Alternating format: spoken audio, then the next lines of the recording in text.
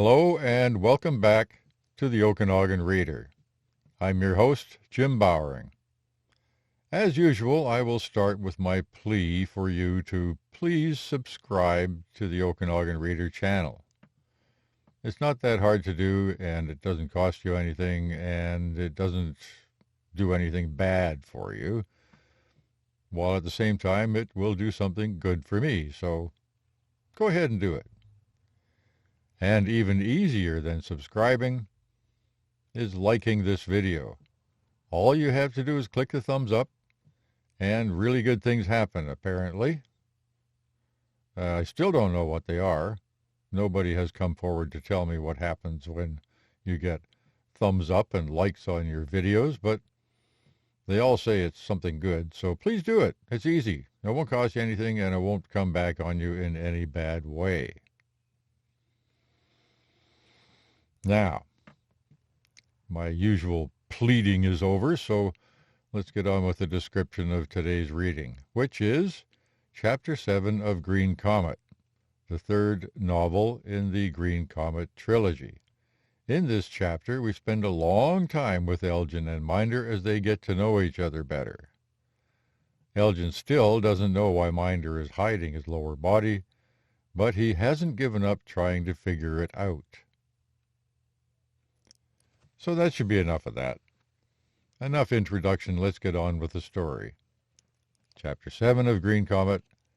Here we go then. Chapter 7. Elgin Meets Minder. When Elgin woke up on the third day, he found his senses nearly integrated, except the common sense of synesthesia. He knew where he was, if not why they had woken him. After a few minutes of concentration, he was able to recall that his minder had told him his name, even though he found it confusing that he would be called Minder. He lifted his head, and it wasn't too bad, but when he tried to bend at the waist, the movement sent the whole room tumbling end over end. He closed his eyes and tried to force his body back flat on the bed. He only knew he had done it when he felt himself come in contact with the bedding, felt its gentle grip holding him firmly in place. Lying still, eyes closed, breathing calmly and steadily, Elgin waited while the dizziness slowly subsided. While he was waiting, he thought about his situation. Once again he was awake and alone. No Frances. She was still too ill, and it wasn't safe to bring her up from the center. So here he was again, in spite of his wish to remain at the center with her, awake in a world that was just a hollow ache because she wasn't in it. And he could never resist doing the calculation, getting older while she didn't age. In the many centuries this had been happening, he had continued to age and was now 80, while she was still only 57. If she ever was able to come back to life, would she want an old man like him? He heard the door open, felt the change of air pressure more than heard it, and cautiously opened his eyes. There was Minder at the foot of the bed, looking flustered or hurried somehow. He must have come at high speed because his nictitating membranes were just retracting. Elgin risked the dizziness and lifted his head to see the rest of him, but he was hidden from the waist down by the footboard. He sighed and put his head back down. "How long has it been this time?" he asked. "How long? I only took a few minutes," Minder protested. "I was asleep. It's not morning yet." Elgin looked at him sharply. He was sure he had seen colored light reflecting off Minder's face. He looked up at the medical displays behind him. There were lights up there. They didn't look bright enough, but he decided that must be it. He was still a little disoriented, so it shouldn't be surprising if funny things happened. "No," he said peevishly. "How long was I asleep this time?" Minder glanced at the display. "It looks like you only got about 4 hours, he said, his voice full of concern. He was surprised to find Elgin frowning at him. "How long," Elgin said slowly, "was I at the center?" "Oh," Minder looked sheepish. "Of course. You were down for 1,500 years this time." Elgin looked, but couldn't make out which lights were reflecting off his face. 1,500 years, Elgin mused. "I understood some of what you told me yesterday." He took a quick glance, but Minder always seemed to find a way to keep his lower body concealed. Your name is Minder, right? Minder nodded. Is that your birth name or your comet name? It's my comet name. Did you always want to be a Minder? Is that why you chose the name? Not really. I took it when I found out I was going to be your Minder. My Minder? Why? Well, it just seemed natural. I was going to be Elgin's Minder, so what could possibly be a better name?